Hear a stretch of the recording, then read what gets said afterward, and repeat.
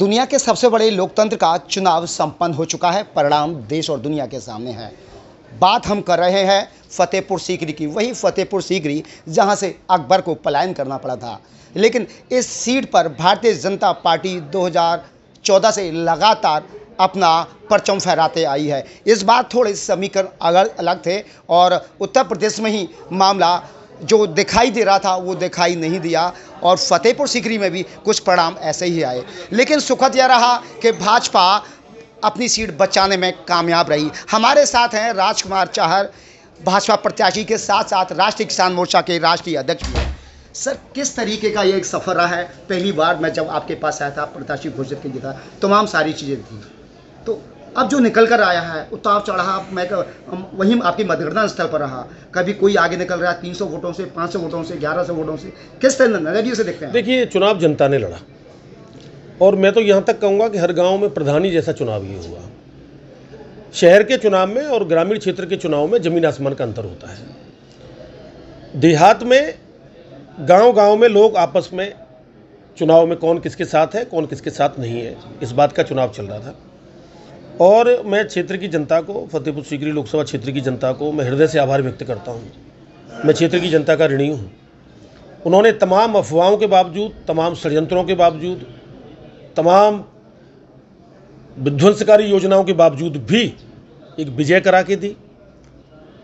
43-44 हज़ार की जीत, ये छोटी जीत नहीं है साहब। मैं इस जीत को 2019 की 5 लाख वोटों की जीत से बड़ी जीत मानता हूँ।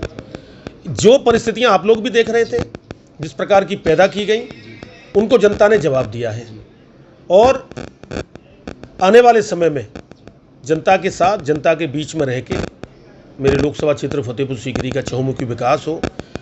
गंगा जल जैसी योजना जो आपने अकबर की चर्चा की, अकबर के ज़माने से चली आ रही सदियों पुरानी समस्या का समाधान करा के दिया। योजना बना के मोदी जी से लेके आए। हर घर हर नल की योजना पूरे देश में है, जल जीवन मिशन में। लेकिन गंगा जल तो पूरे देश में नहीं जाता जी। गंगा जल तो फतेहपुर सीकरी लोकसभा क्षेत्र में और आगरा जिले में आ रहा है। वो गंगा जल तो एटा, इटावा, मैनपुरी में भी नहीं जा रहा है ना। तो इसलिए इतना बड़ा एक काम, तो गंगा जल की चर्चा गांव गांव घर घर न पहुंच पाए कि इतना बड़ा काम सांसद ने करके दिया था, उसके लिए भ्रम फैलाया गया। 1 साल पहले से योजना बनाई गई, एक षड्यंत्र तैयार किया गया और जहाँ तक मैं कहूँगा एक चक्रव्यूह तैयार किया गया। ये चक्रव्यूह को जनता ने तोड़ा है। जनता और जनार्दन का आशीर्वाद रहा है, एक अच्छी जीत हुई है। मैं इसके लिए बार बार जनता को धन्यवाद देना चाहता हूँ। चार साहब, शुरू से ही जब आपका टिकट नहीं हुआ था तभी से विवाद शुरू हो गया था कि राजकुमार को टिकट नहीं मिलना चाहिए, ऐसा हो जाएगा, वैसा हो जाएगा, बावजूद के टिकट लेके आए। आपको नहीं लगता कि कहीं ना कहीं कुछ आपकी कमियां रहीं जनता के बीच में, जो बताया गया कि राजकुमार चाहर हमसे मिलते नहीं हैं, जुलते नहीं हैं? नहीं, ये नेताओं ने बताया जी, कोई कमी नहीं रही। राजकुमार चाहर राजनीतिक क्षेत्र में आज जितने जिले के नेता हैं, मैं किसी पर टिप्पणी नहीं करूंगा, उनका और उनके परिवार का चरित्र और राजकुमार चाहर के परिवार का चरित्र और राजकुमार का उठा के ले लीजिए। पाक साफ की तरह मैंने काम किया है, ईमानदारी से मैंने काम किया है। पार्टी के राष्ट्रीय पदाधिकारी होने के नाते देश भर में मैंने पार्टी की भी सेवा की है। जनता के लिए विकास के बड़े से बड़े काम करा के लाया हूँ। एक वातावरण, एक अफवाह, राजकुमार चाहर के खिलाफ कुछ नहीं मिला। तो हर जगह जब ये जाते थे कुछ षड्यंत्रकारी, तो गांव-गांव एक ही बात बोलते, भाई सांसद जी आपके गांव में आए कि नहीं आए? सांसद का कार्य क्षेत्र बहुत बड़ा होता है। सांसद से आप गांव के प्रधान जैसी अपेक्षा नहीं कर सकते, विधायक जैसी अपेक्षा भी नहीं कर सकते। 5 विधानसभा क्षेत्र होते हैं, लेकिन फिर भी हम महत्वपूर्ण समय पर सब में गए हैं। व्यस्तता के कारण कुछ कम गए होंगे, बस इतनी सी बात है। ये चुनाव में कभी मुद्दे नहीं होते थे, लेकिन साल भर से कुछ लोगों ने इसको एक मुद्दे का रूप दिया और कोशिश ये की कि इसी मुद्दे पर षड्यंत्र करके इसको निपटा दिया जाए। चार साहब, मैं रोकना चाहूँगा बीच में कि पिछले 5 साल में जो आपने काम किए और जो आपकी एक लकीर बनाई होगी आपने, वो काम करने हैं, वो अब नहीं हो पाए। क्या आपको लगता है कि यहाँ पर अंतर्राष्ट्रीय स्टेडियम होना चाहिए? किसान आपने भवन की आपने बात की, इसके अलावा नहरों के अंदर पानी का है, युवाओं को रोजगार का मुद्दा है, बाहा जनपद का है, क्योंकि बाहा ऐसा करीब 90 किलोमीटर दूर यहाँ से है। देखिए, मैं आपसे फिर कहूँगा, 4000 करोड़ की योजना आज तक के इतिहास में आगरा जिले में कभी आई हो तो मुझे कोई बता दे। हर घर में नल और हर घर में जल, गंगा जल जब पहुंचेगा तो आम जनमानस की, हर घर की क्या स्थिति बनेगी आप समझ सकते हैं। आलू का अंतर्राष्ट्रीय अनुसंधान केंद्र को लाना, सड़कों के जाल बिछाना, ITI बनवाना, डिग्री कॉलेज बनवाना, पॉलिटेक्निक कॉलेज बच्चियों के लिए बनवाना, किसान भवन की प्रस्तावना कराना। बाह जिला बने, ये मेरा पहली प्राथमिकता है। बाह की क्षेत्र की जनता भी ये न्याय चाहती है। बाह में किसी का दमन न हो, किसी के साथ पक्षपात न हो। समझ रहे हैं ना दमन और पक्ष का अर्थ? तो दमन न हो किसी का, किसी के साथ पक्षपात न हो। बाह की जनता को वहाँ न्याय मिले। धमकियों से नहीं जनता काम करती साहब, प्यार से करती है। तो वहाँ की जनता के लिए बहुत सारे काम करने की आवश्यकता है। पूरे लोकसभा क्षेत्र की जनता के लिए एक बड़ा स्टेडियम बने, मिनी स्टेडियम हमने बनवाए हैं। बड़ा स्टेडियम बने हमारे नौजवानों के लिए।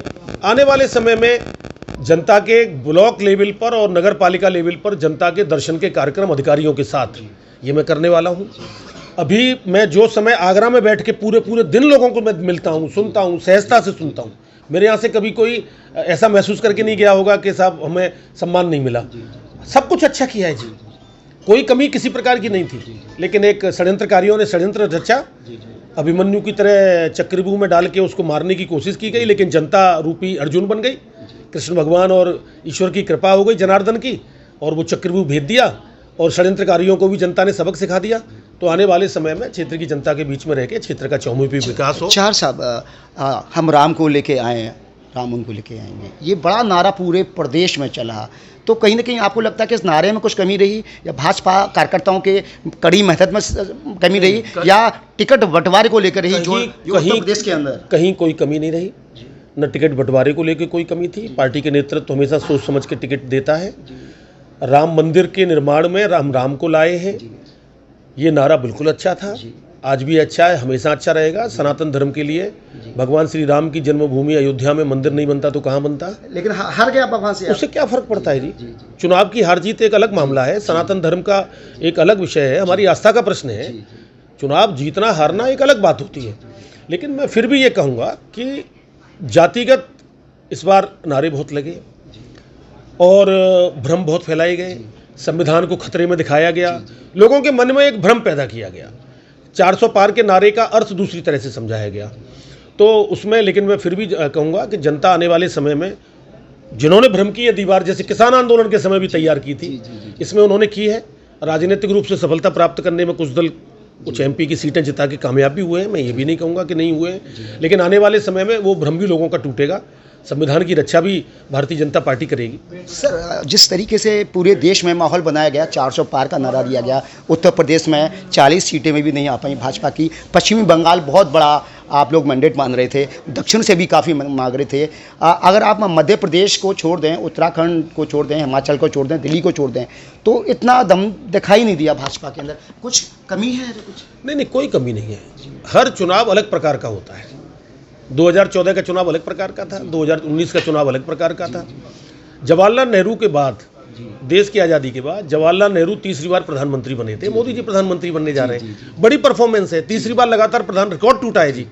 ठीक है, सीटें कुछ कम आई, क्यों कम आई, ये आकलन का विषय है, आत्मचिंतन का विषय है। कहीं हम ज़्यादा भी आए। मध्य प्रदेश में देखिए एक भी सीट दूसरे को नहीं गई। हाँ, उत्तर प्रदेश में बड़ी कमी दिखाई दी है, इसमें कोई दो राय नहीं है, इस पर बड़ा चिंतन होना चाहिए। पश्चिमी बंगाल बहुत उम्मीद थी भाजपा। हाँ, पश्चिम बंगाल में बड़ी उम्मीद थी, लेकिन पश्चिम बंगाल में ममता बनर्जी जिस प्रकार का उसकी कार्यशैली है और जिस प्रकार का भय का वातावरण दिखा के वो वहाँ चुनाव लड़ते हैं, TMC के लोग जिस प्रकार की गुंडागिर्दी करते हैं, उसमें कामयाब हुए। एक सवाल पूछूंगा कि गठबंधन लगातार भाजपा पर कटाक्ष कर रहा है, मोदी पर कटाक्ष कर रहा है कि मोदी ने 400 का नारा दिया था तो मोदी इसके साथ जिम्मेदार हैं। कल प्रेस कॉन्फ्रेंस की राहुल गांधी ने और बोला कि ये चुनाव भाजपा और हमारे बीच में नहीं था, ये चुनाव ED CBI के मध्य था। देखिए, राहुल गांधी जी मैं आज भी कहूँगा बहुत अपरिपक्व राजनीतिज्ञ हैं। राहुल गांधी जी किस बात पर अपनी पीठ थपथपा रहे हैं? ठीक है, आपकी सीटें पहले से बढ़ी हैं, ऐसी भी नहीं बढ़ गई हैं कि आप गठबंधन की जो सीटें हैं इनकी, आप कांग्रेस की सीटें हैं, इनकी सब सीटें मिला लिए, तब भी BJP के बराबर नहीं बैठती हैं जी, तब भी भाजपा के बराबर नहीं है। NDA तो 293 के आसपास है। तो राहुल गांधी को गलतफहमी है। आने वाले समय में आप देखिएगा, जनता कांग्रेस पार्टी को किसी कीमत पर बर्दाश्त नहीं करेगी। एक भय का वातावरण, एक भ्रम का प्रचार इन्होंने किया है, झूठ की बुनियाद पर ये बिल्डिंग बनाते हैं और बिल्डिंग ढह जाती है। आखिरी सवाल मेरा कि क्या भाजपा राजकुमार चाहर जो आरोप लगेंगे दिखाई नहीं देंगे, क्या इन 5 सालों में जनता के बीच में दिखाई देंगे? मैं पहले भी दिखाई दिया हूँ। ये आरोप ही झूठा था, ये आरोप ही गलत था। जिन लोगों ने ये आरोप लगाए उनसे पूछिएगा आप कितने गए थे। गए तो आपने क्या किया, गांव में पार्टी बंदियां की, लोगों को आपस में लड़ाने का काम किया, आज भी लोगों को लड़ाने का काम किया है। ऐसे लोगों को जनता ने सबक सिखा दिया है, ऐसे लोगों को चुल्लू भर पानी में डूब के मर जाना चाहिए। कल हारे हुए प्रत्याशी ने साफ कहा कि आरोप लगाए प्रशासन पर, पता नहीं क्या खेला कर दिया उन्होंने। जब भी तो इनकी 43 सीटें आ गई हैं उत्तर प्रदेश के अंदर। तभी उनकी 43 सीटें आई उत्तर प्रदेश के अंदर, ये कहना है भाजपा प्रत्याशी और किसान मोर्चा के राष्ट्रीय अध्यक्ष राजकुमार चाहर का। बहरहाल ऊंट किस करवट बदलेगा यह तो समय बताएगा, लेकिन भाजपा एक बार फिर सत्ता की चाबी लेकर केंद्र में सरकार बनाने जा रही है। उत्तर प्रदेश से प्रदीप रावत, आगरा।